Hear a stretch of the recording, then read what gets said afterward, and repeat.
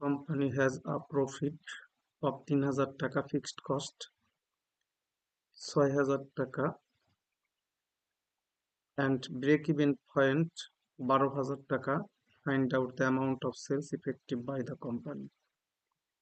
অনেক সুন্দর একটা অঙ্ক এখানে বলা হয়েছে একটা কোম্পানির প্রফিট আছে ৩,০০০ টাকা, ফিক্সড কস্ট ৬,০০০ টাকা, ব্রেক ইভেন পয়েন্ট আছে ১২,০০০ টাকা, মানে ব্রেক ইভেন সেলস এটাকে বলা হয়, পয়েন্ট অফ টাকা, এখানে টাকা যেহেতু দেওয়া আছে তার মানে সেলস অ্যামাউন্ট হচ্ছে ১২,০০০ টাকা. Find out the amount of sales effective by the company. এখানে আমার প্রশ্নে চাওয়া হয়েছে কোম্পানির সেলস টাকাটা কত. We know that BEP in taka fixed cost into sales by contribution, এটা হচ্ছে আমার সূত্র. বিইপি টাকার সূত্র ফিক্সড কস্ট ইনটু সেলসকে কন্ট্রিবিউশন দ্বারা আমরা ভাগ করব. তো আমাদের প্রশ্নে বিইপি টাকা দেওয়া আছে ১২,০০০ টাকা সমান সমান ফিক্সড কস্ট দেওয়া আছে ৬,০০০ টাকা.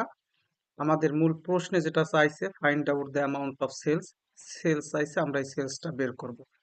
এই জন্য আমরা সেলসের অ্যামাউন্ট এখানে লিখে নিই, শুধু সেলস লিখে রাখছি.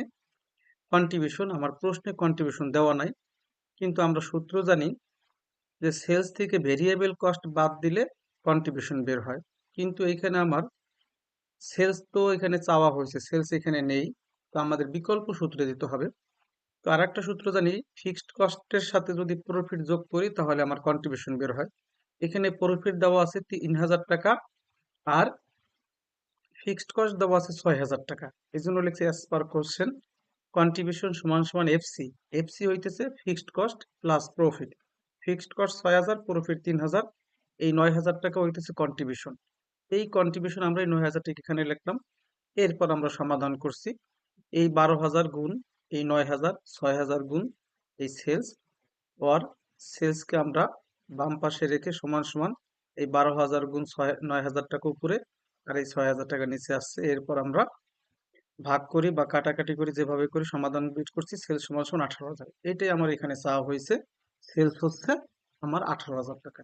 এই সূত্র ছাড়াও আমরা বিকল্প আরো সূত্রে যেতে পারি, যেমন হইতেছে সেলস সমান সমান উপরে কন্ট্রিবিউশন ডিভাইডেড বাই সেলস. সেলসকে যদি আমরা কন্ট্রিবিউশন কন্ট্রিবিউশন তো আমরা এখানে পেয়েছি ৯,০০০ টাকা. এরপর কন্ট্রিবিউশন রেশিও বের করে আমরা সেই কন্ট্রিবিউশন রেশিও দ্বারা ভাগ করলে হয়. কন্ট্রিবিউশন রেশিও বের করার জন্য আবার বিকল্প সূত্র আছে, এফসি ডিভাইডেড বাই বিইপি, অর্থাৎ এফসি হইতেছে ৬,০০০ টাকা আর ব্রেক ইভেন সেলস হইতেছে এই যে এখানে ১২,০০০ টাকা. এই ৬,০০০ টাকাকে ১২,০০০ টাকা দ্বারা ভাগ করলে বিইপি রেশিও, সরি মানে সিএম রেশিও বের হয়. আমরা বিকল্প সূত্র দরকার নেই, এটাই হচ্ছে আমার সহজ. আমরা এইভাবে আমরা এটা বের করব. তাহলে আমার এই সূত্রটা মনে রাখতে হইবে যে বিইপি ইন টাকার সূত্র হইতেছে fixed cost into sales divided by contribution. এছাড়া বিইপি ইন টাকার আরো অনেক সূত্র আছে, যেটা আমরা পরবর্তী অঙ্কগুলো করতে গেলে সেটা